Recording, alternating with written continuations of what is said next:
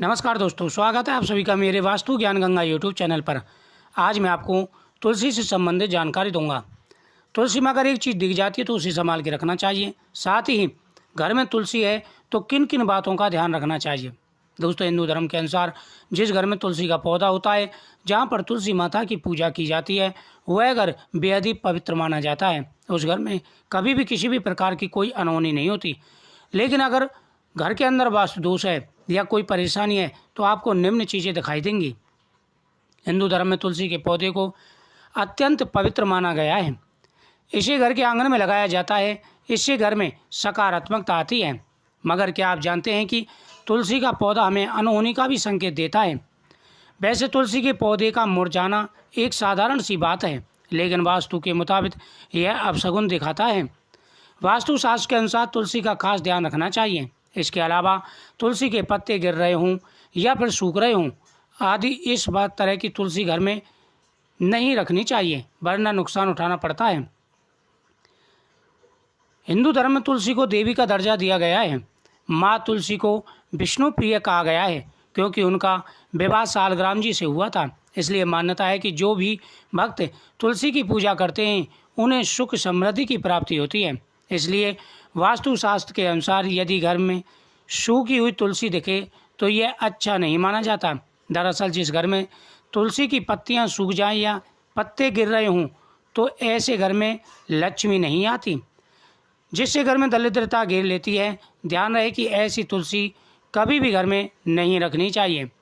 इसी तरह यदि किसी घर में तुलसी के पत्ते काले या पीले पड़ जाएं तो वह वास्तुशास्त्र के अनुसार यह अशुभ संकेत होता है। इससे घर में नकारात्मकता आती है। इसलिए घर में कभी भी इस तरह की तुलसी नहीं होनी चाहिए। जिस तुलसी में खूब मंजरी लगी हो उनकी मंजरी तोड़ देना चाहिए या उनके स्थान पर नई तुलसी लगाना चाहिए। शास्त्रों के अनुसार तुलसी पर जब तक मंजरी लगी होती है तुलसी कष्ट में होती है।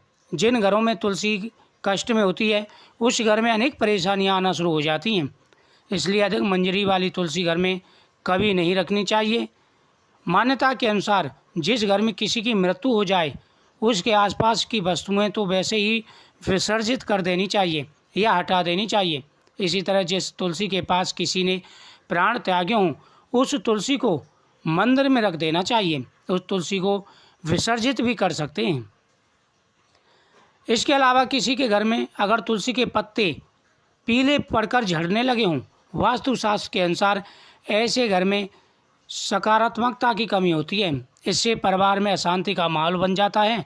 साथ ही कार्यों में अड़चनें भी आना शुरू हो जाती हैं। इसलिए ऐसी तुलसी को घर से हटाना ही बेहतर होता है। दोस्तों, तुलसी को भगवान विष्णु का विशेष प्रिय माना गया है। बिना तुलसी के भगवान का भोग नहीं लगता। जिस घर में तुलसी माता की पूजा की जाती है वहाँ साक्षात भगवान विष्णु का वास माना गया है।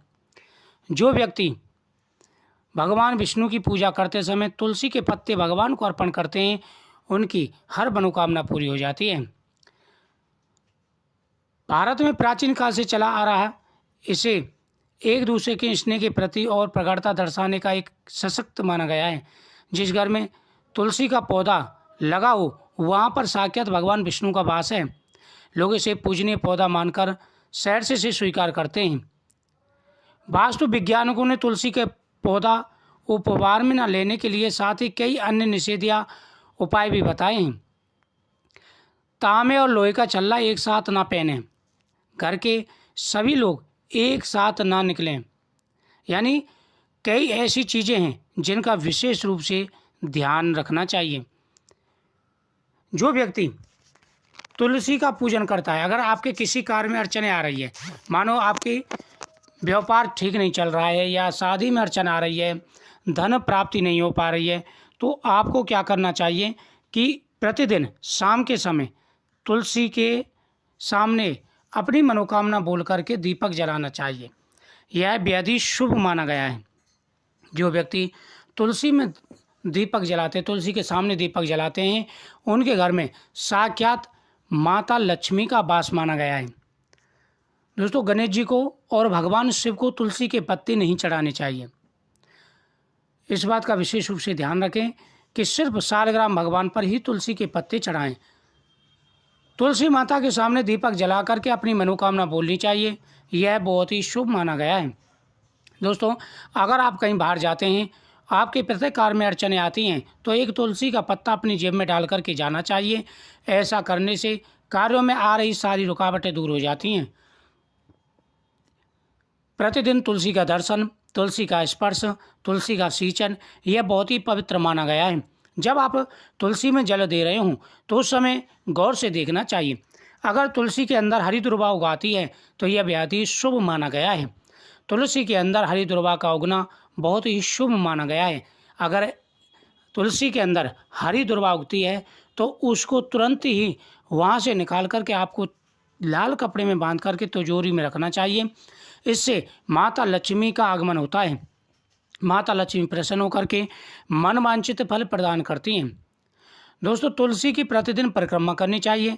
तुलसी माता के सामने आपको स्वास्थ्य चिन्ह बनाना चाहिए।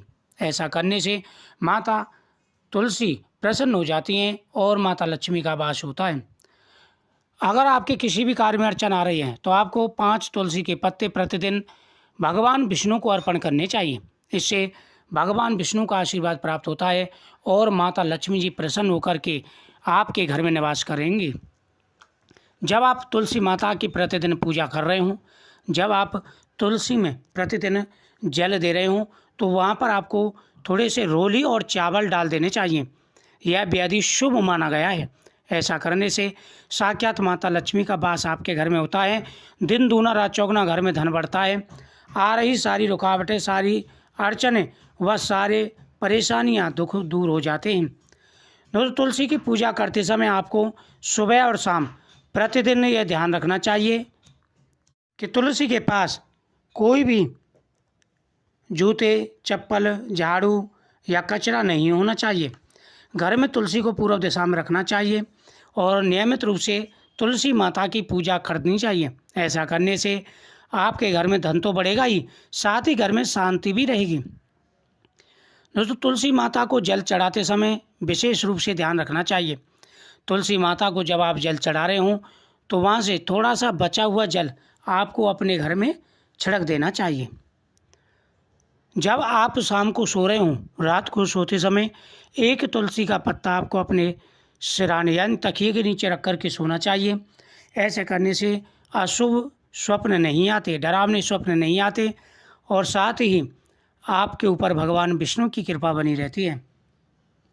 तो दोस्तों, मुझे उम्मीद है आपको यह जानकारी बहुत ही अच्छी लगी होगी। इस वीडियो को ज़्यादा से ज़्यादा शेयर करें, चैनल को सब्सक्राइब करें, बगल में घंटी के बटन को दबाएं। मिलते हैं नेक्स्ट जानकारी के लिए नेक्स्ट वीडियो में। ओम नमो भगवते वासुदेवाय नमः।